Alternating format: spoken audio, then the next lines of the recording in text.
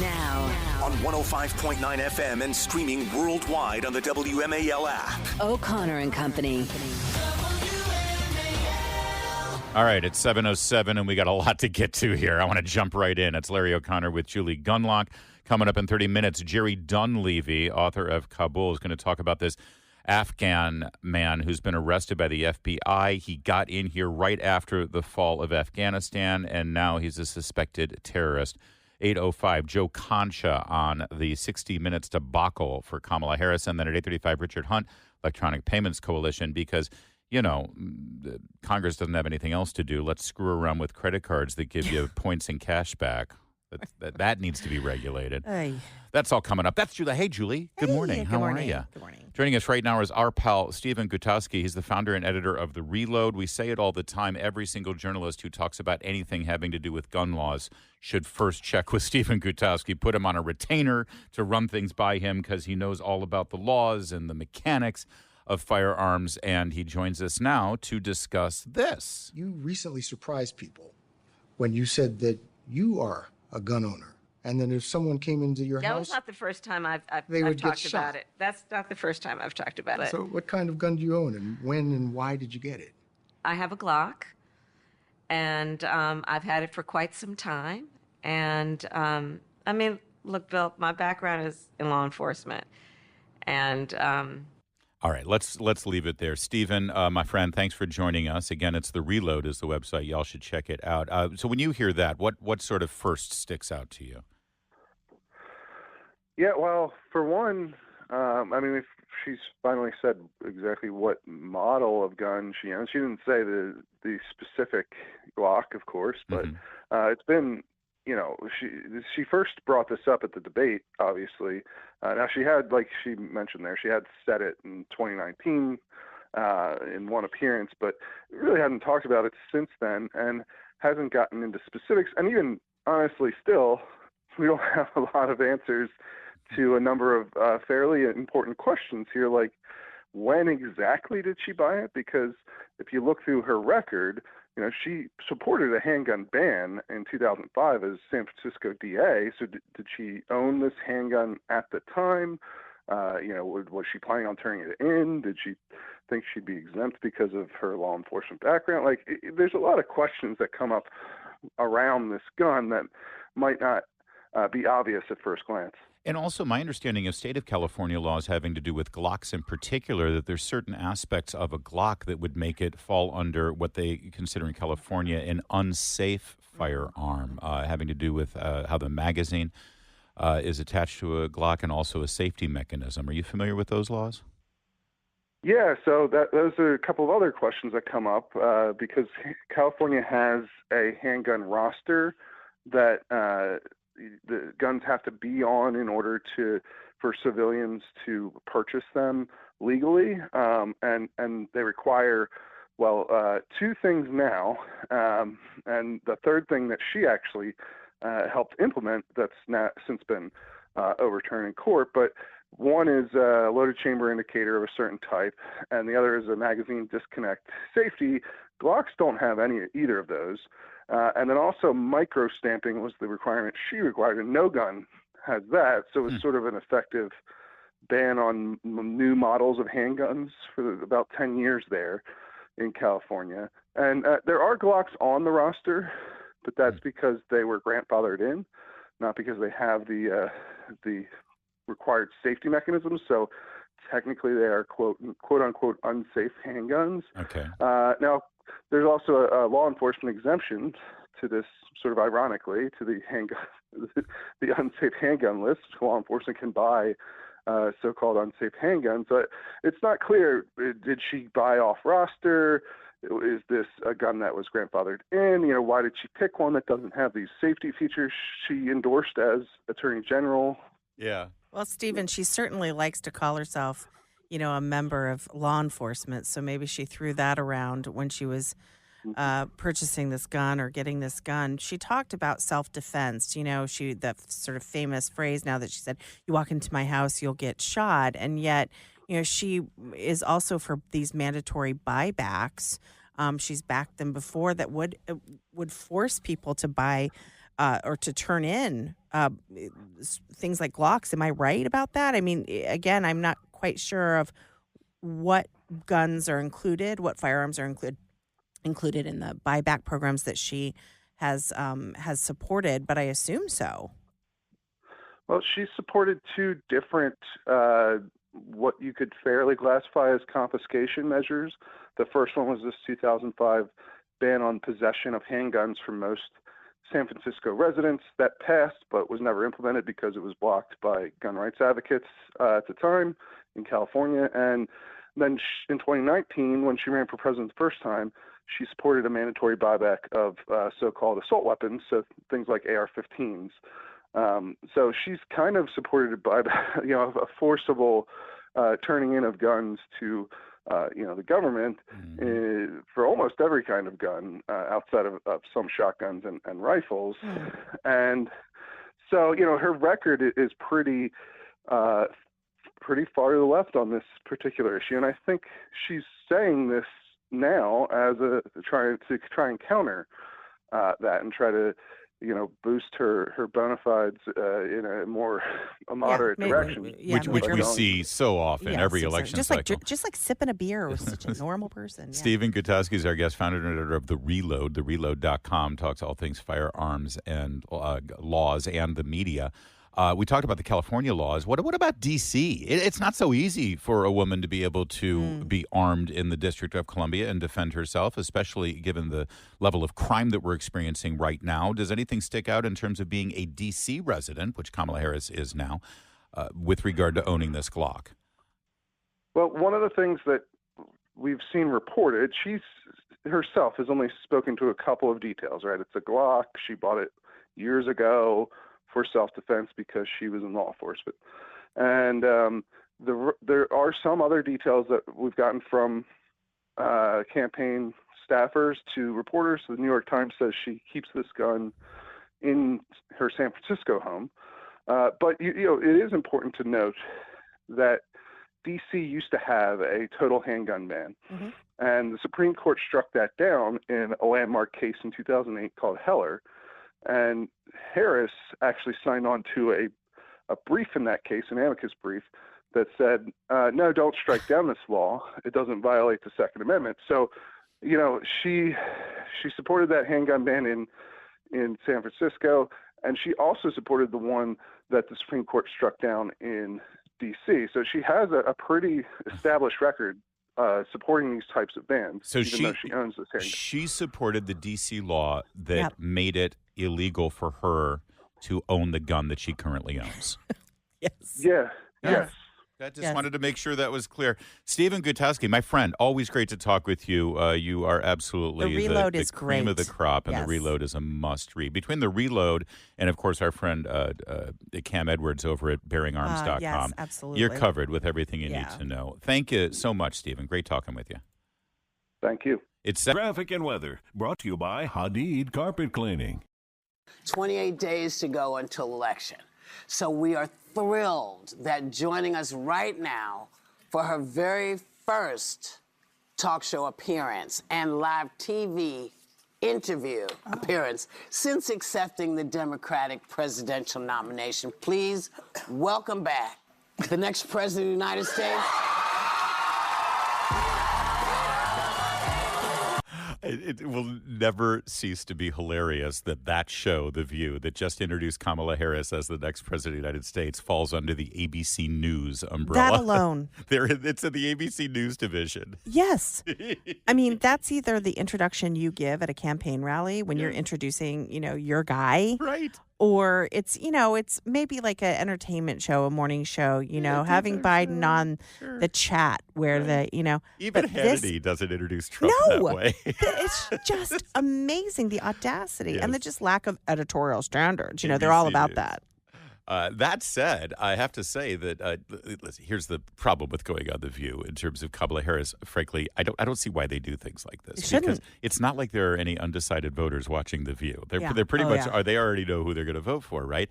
And you can only do harm with a clip. Forget about the people who are watching the show. Exactly. If you do something that is viral or newsworthy, it can only hurt you, and that's exactly what happened.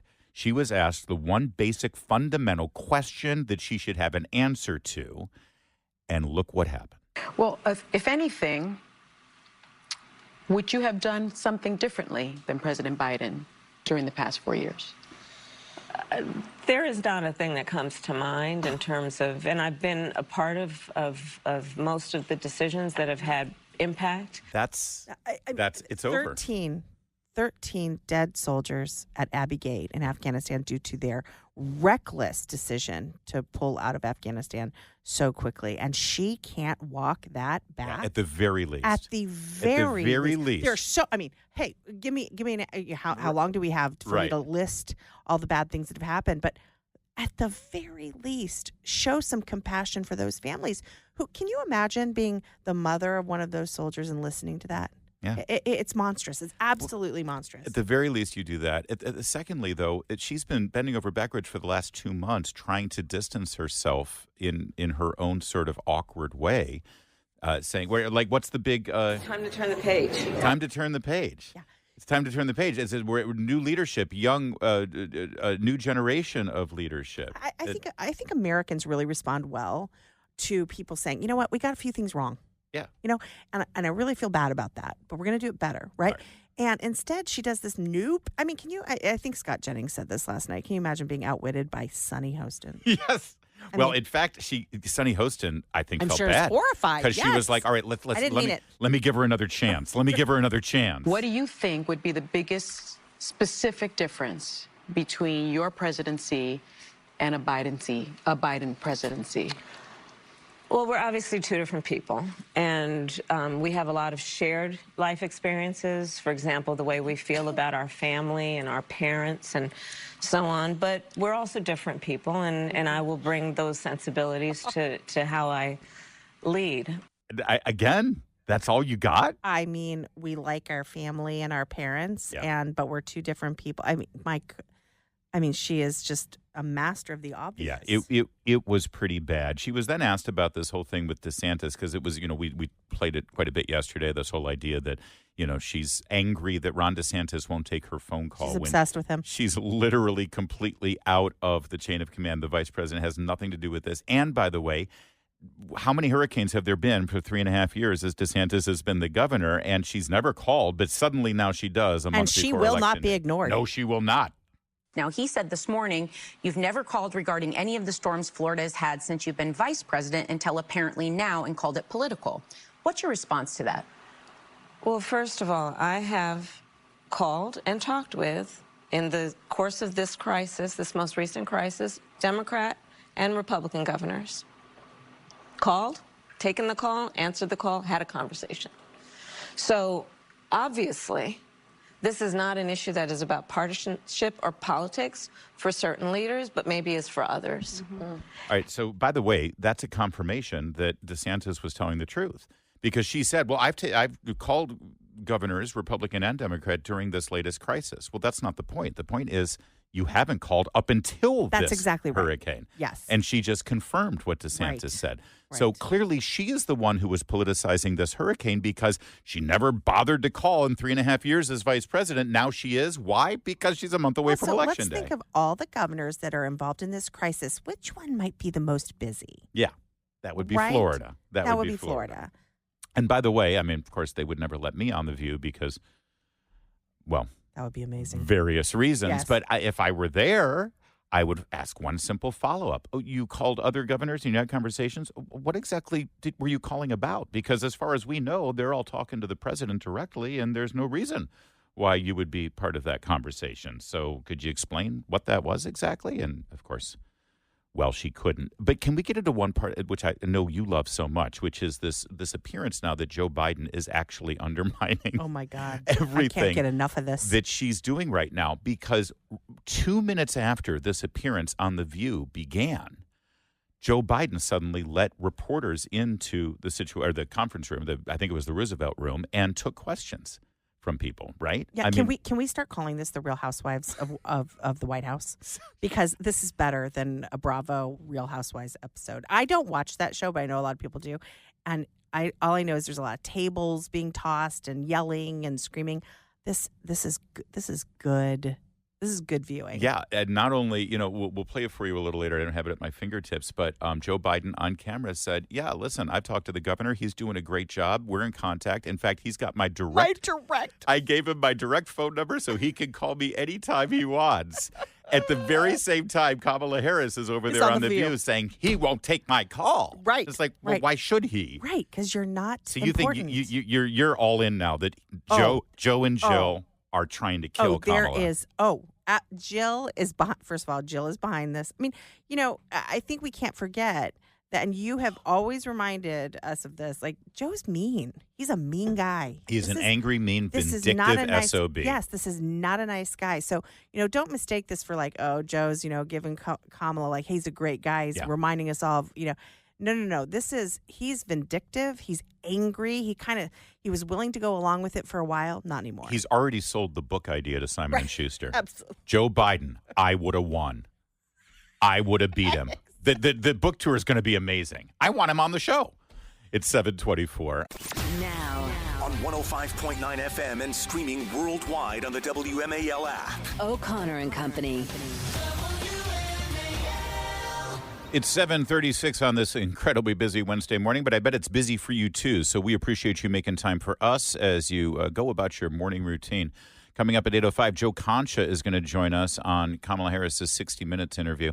And then at 8:35, Richard Hunt, Electronic Payments Coalition. Larry O'Connor here with Julie Gunlock. Good morning. Good morning, Julie. Right now we got Jerry Dunleavy. He's a journalist, co-author of the book Kabul, which of course detailed all the events leading up to and then post Biden pullout from Afghanistan. And part of that book focuses on the flood of Afghanis who were pretty much just thrown onto planes and brought here, I think so the Biden administration can say, we've just engineered the single largest airlift of anyone in any history. This isn't a disaster. This is a success, what we've done here. Humanitarian success. And we want to talk about this, Jerry, because we just got a report yesterday that the FBI arrested an Afghan man who arrived here on September 9th, Nasser Ahmad Tawhidi, who was deemed a, quote, special immigrant, entered here September 2021. He's just been arrested for working with ISIS on a planned terrorist attack that was described as a potential massacre on Election Day.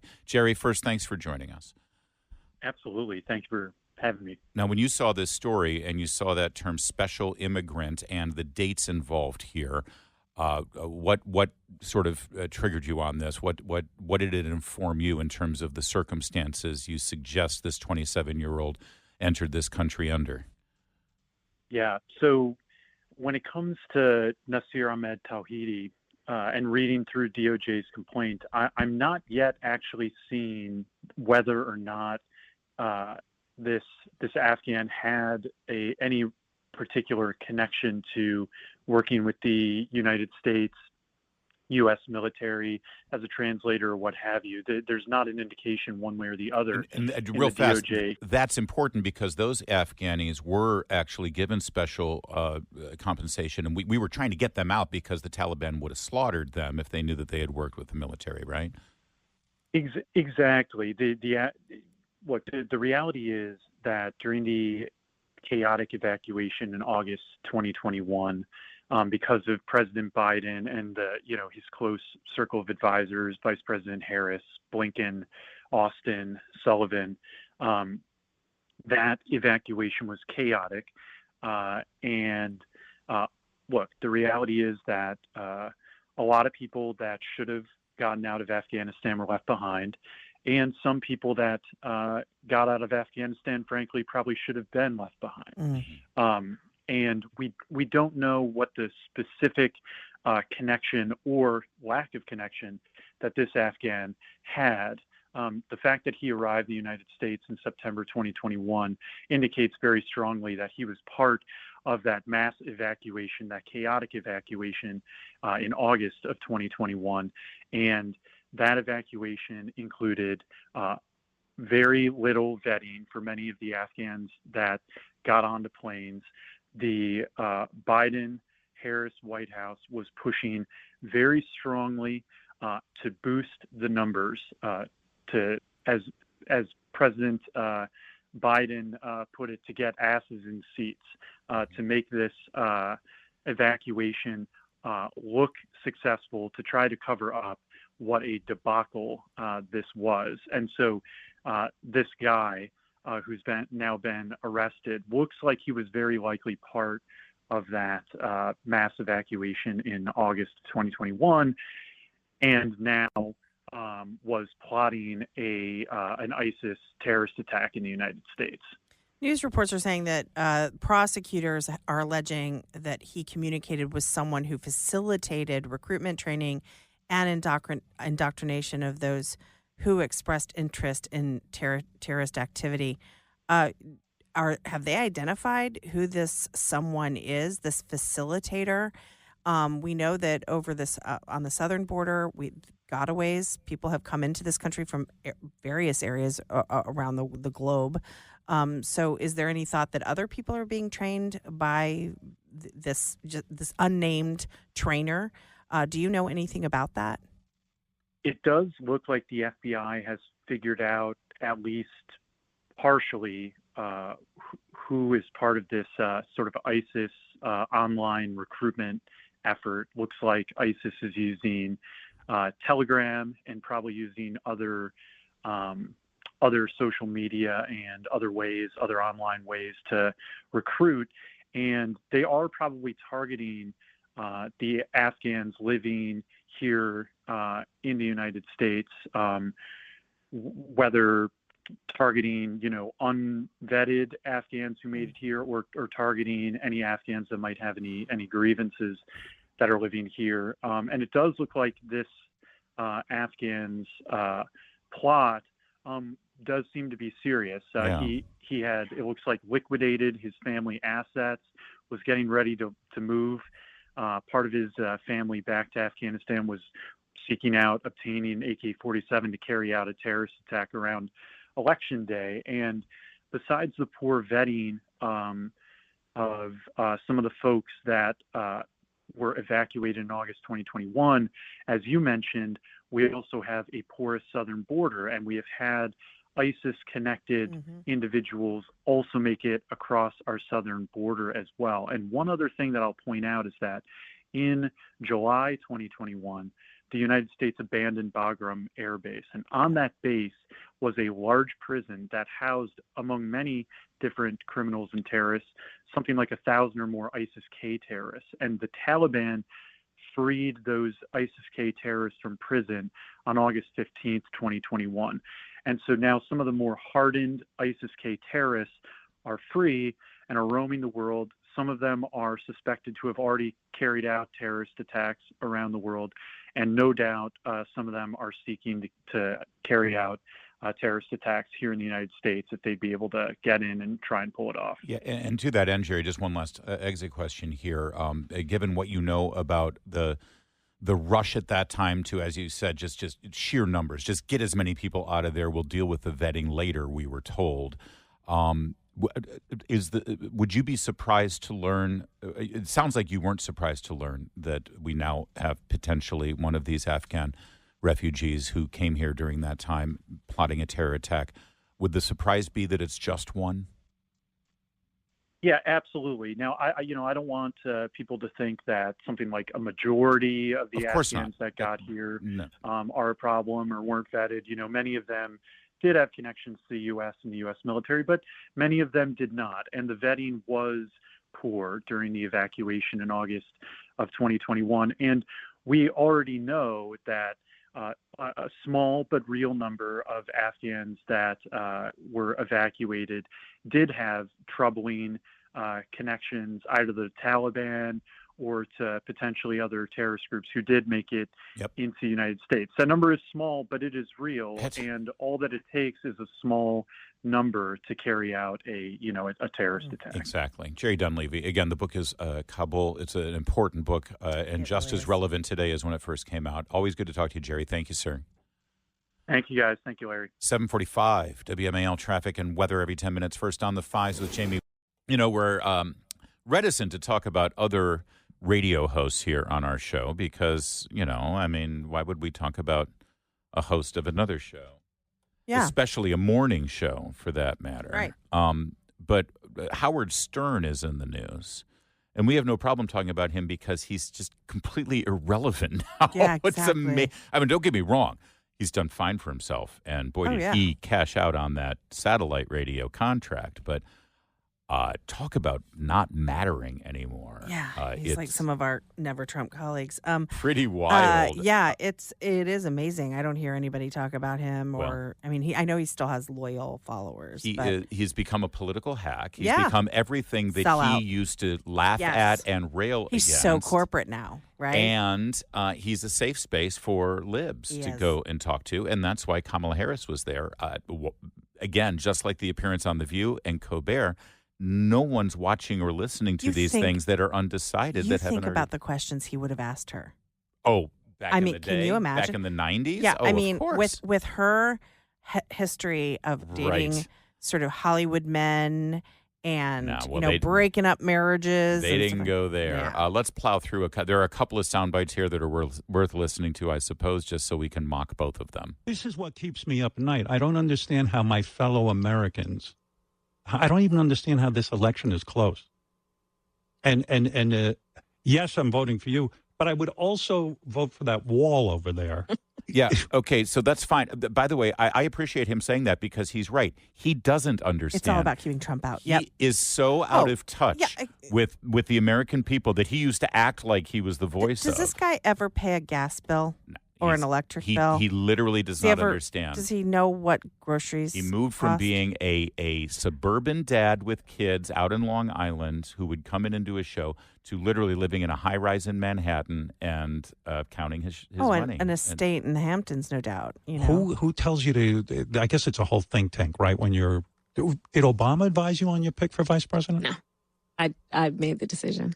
I made the decision. But that's clear. Yeah. Yeah, that Tim Walz, that was a great decision, we wasn't get it? We get it. Well, there you go. It doesn't move the needle. It doesn't do anything to help her get any votes. Again, she's going to totally friendly media. They call this hard hitting, like her campaign says. She's finally out there talking to media. Nobody considers she's preaching to the choir. Yeah, and, nobody considers Howard Stern legitimate media. Just like The View is a joke. And there's Howard Stern in the final throes of his career. But he's very wealthy, and you got to hand it to him. I begrudge no radio host who makes that kind of money. Okay, remember, Howard Stern spent 2 years in his house locked in the basement. He was so freaked out from COVID. He didn't leave his house for 2 years. And did his radio show and made all his money and never had to leave the house? That You're sounds like this- amazing. How do I get that gig? It's 7:54.